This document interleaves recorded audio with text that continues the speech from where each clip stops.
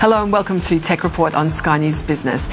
Well, Australian miners have long been the darlings of investors, but this year could mark the arrival of a new sweetheart sector. Aussie tech companies and small cap companies certainly getting a lot of attention as a potential growth spot. On that note, Global Health Limited could be one to watch with its portfolio of applications built for the healthcare industry. Well, here to tell us a bit more about the company is the CEO, Mathew Cherian. Thank you so much for joining us.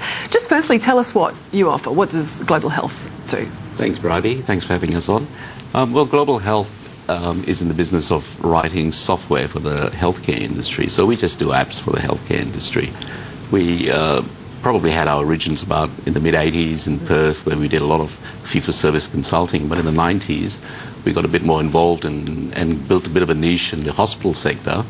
And when the internet came on, we realized that this is a sector that really could well do with some of the benefits of the internet. So over the last 10 years, we've transitioned out of the fee-for-service side and the non-health industry. And today we've got quite an extensive portfolio of applications that's across health. And where are those? Where do you sort of focus most? Is it mostly on sort of hospitals or...?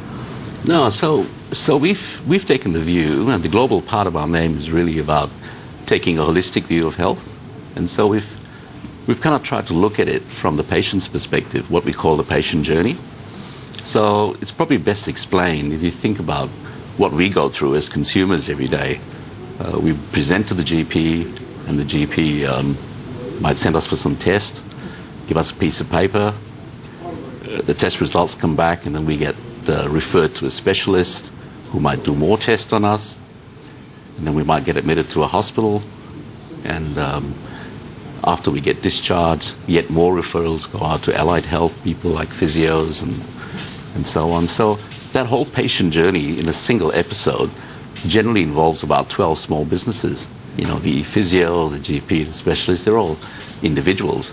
So by taking a holistic view of health, we're trying to streamline, all the administrative overhead that goes with that paper flow. There's about 1 billion pieces of paper that flow through health every year.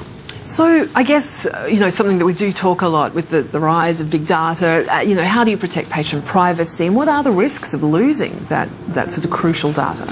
Well, the government's been pretty proactive in sort of enforcing standards for how you can communicate across the sector, and we're one of 3 or 4 companies that are certified to sort of send clinical data, sensitive clinical data, securely across the net. But our applications are all across health. So in hospitals and in the non-acute sector, particularly in mental health. And we're sort of driven by connecting the whole sector and empowering the patient a little bit more.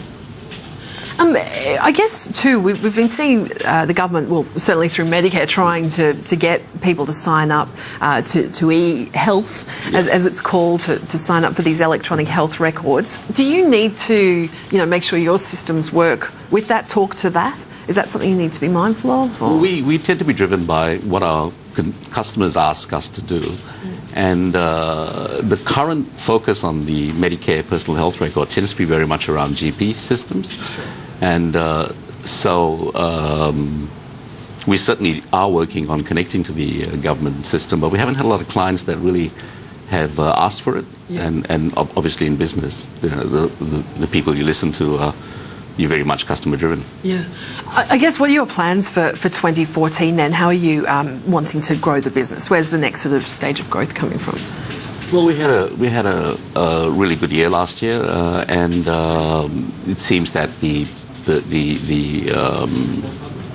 confidence is returning back to the businesses in general, and we've had a lot of demand in the area of mental health systems. That's primarily because that's where governments and employers are starting to realize the incredible cost and productivity that mental health has on the economy. So that's an area of growth for us.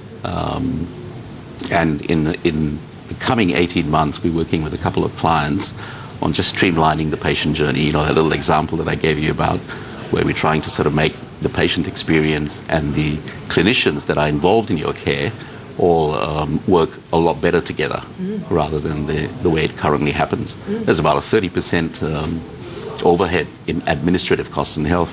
So it's quite ripe for some serious value. And as we mentioned in the introduction, obviously this sort of seen as one, area of growth potentially for the market. Obviously last year shares hit, I think it was about 2.5 cents the low, but obviously they've had quite a rise off that. Where do you want to see the share price, and how do you think it's sort of been unfairly treated by investors, up to that point? I wouldn't say unfairly. I mean, I think medical tech sector as such. Well, no, to be fair, investors make their calls based on your results. So, yes. The main thing that we have to do is keep making sure that we grow earnings. We're fortunate in that as we transitioned out of the fee-for-service business model into annual license subscriptions, about 80% of our revenue is recurring. And with that recurring revenue now, we've kind of hit the tipping point. And so now our focus going forward is very much about how do we access the global marketplace. And if we keep doing that and keep growing our earnings, then eventually the market's going to recognize us. Yeah. Where would you like to see the share price? Well, I think we're trading at about 10 times historical earnings, and we've announced to the market in November that we expect our earnings per share to grow by 25% this year. So we'd like to see our share price, more consistent with where the rest of the market is in general, and in particular in tech stocks. But the market's the market. Absolutely. Look, thank you so much for coming in, chatting to us today.